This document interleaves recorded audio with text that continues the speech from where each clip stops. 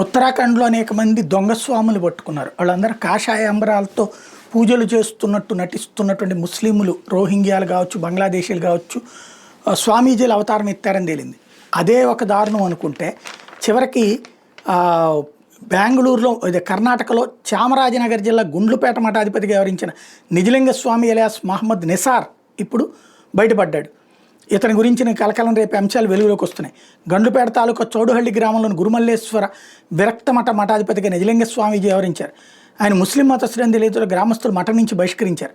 యాదగిరి జిల్లా శహపుర తాలూకాకు చెందినటువంటి ఆయన అసలు పేరు మహమ్మద్ నిసార్ అట. బాల్యంలోనే సన్యాసం స్వీకరించాడట. బసవಣ್ణ వచనాలు, మానవతా బోధనలు చేసేశాడు.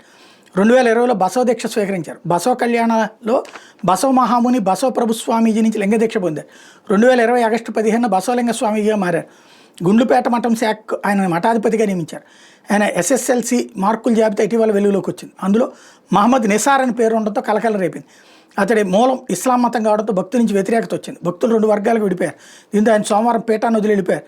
మఠాధిపతిగా ఉంటూనే ఆయన ముస్లింలు ధరించే టోపీల్ని ఆన్లైన్లో కొనుగోలు చేసినట్టు గ్రామస్తులు గుర్తించారు. స్వామీజీగా ఉంటూనే మద్యం సేవించేవాడని, మాంసాహారాన్ని భుజించేవాడని ఆగ్రహం వ్యక్తం చేస్తున్నారు.